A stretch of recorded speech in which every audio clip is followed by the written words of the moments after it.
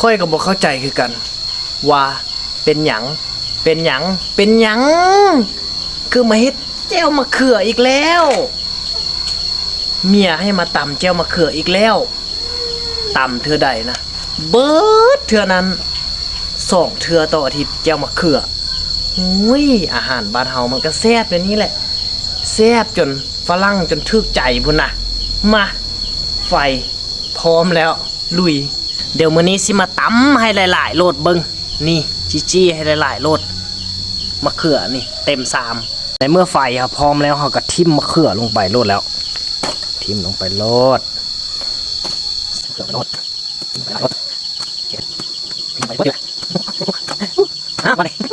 ท่าให้สุกแล้ววันนี้วันนี้เราก็มาเข้าขั้นตอนของการรอท่าแล้วได้เราก็นั่งท่านอนท่าคิดท่าปันใดก็ตามท่ามะเขือที่สุกเนี่ยสุกแล้วเราก็พร้อมแล้วที่จะเอาไปตำเพราะมีคนท่ากินอยู่เมื่อนั้นก็ฝนตกคำหัวแล้วมาเมื่อนี้ก็ฟ้าแดดอีกฟ้าแดดก็ฮ้อนอีกเนาะเทวดาก็บ่ฮู้ได้สิเฮ็ดแนวใดแล้วนี่ฝนบ่ตกก็จมแดดบ่ออกก็จมฟ้าบดก็จมอันใดก็จมหมดงงเทวดาก็บ่ฮู้ได้สิเฮ็ดแนวใดมะเขือนี่ก็น่าจะสุกแล้วแหละถ้าเป็นสมงแล้วนี่แต่เฮามานับเบิ่งนำกันว่าสิมีจักหน่วยเด้อนี่เบิ่งนะ1 2 3 4 5 6 7 8 9 10 11 12 13 14 15โอ้ยอันนี้บ่แม่นเลย15 16 17 18 10โอ้ย18 19 20อย่างอันนี้ตัวนี้น่าจะบ่ทันสุกจังซี่21 22หน่วยเด้อเฮากับปิ้งมักเผ็ดต่อบัดนี้มามักเผ็ดตัวนี้มันจะบ่เผ็ดแฮงมายาก็กินได้มักเผ็ดตัวนี้ใส่หลายๆแล้วนะมันจึงแซ่บนี่นะเอาที่มักเผ็ดพร้อมในระหว่างที่เรารอท่ามักเผ็ดนี่เราก็มาเอาเปลือกมะเขือนี่เอาก่อน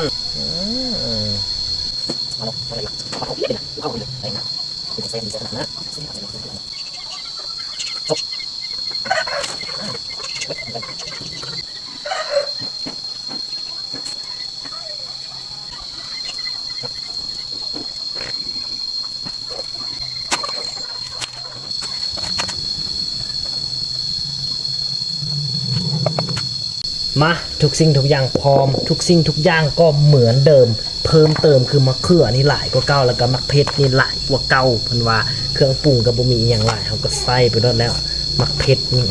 ใส่หลายๆนะเฮาบ่ต้องใส่อย่างหลายก็ได้เนาะใส่แป้งนัวเข้าไปแป้งนัวเพราะว่ารสชาติอีหยังต่างๆเนี่ยมันขึ้นอยู่กับมะเขือที่เฮาจี้แล้วมันมีรสชาติหอมแล้วก็มักเผ็ดที่เฮาจี้โดยท่านไฟเนี่ยเสียบเด้อตัดแซ่บแท้เอาเผ็ดนิดนึงพอเวลาที่เฮาใส่มะเขือลงไปมันก็จะพอดี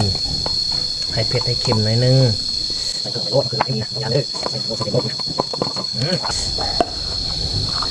แซ่บแท้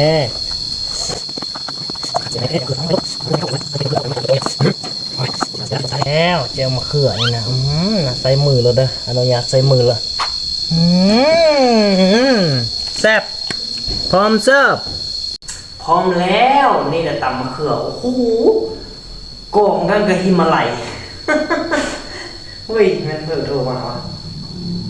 ฮัลโหลยูน้องนี่แล้ววะโอเคเดี๋ยวท่าบนึงเอาไปแป๊บเดียวโอเคอย่าฟ้ากินเมื่อเด้ออย่างที่เด้อจะมาเขือนี่จงให้กินเลยเด้อเดี๋ยวจะออกไปนอกแป๊บนึงมาคือมาอย่างนี้ว่าโอ้ยหนักเนี่ย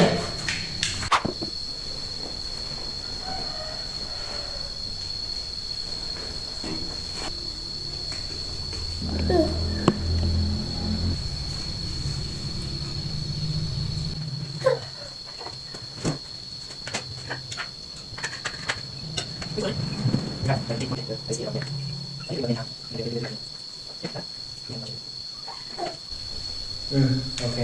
โอ้ยจะมาเขือเลยฮะอีหยังนี่นะ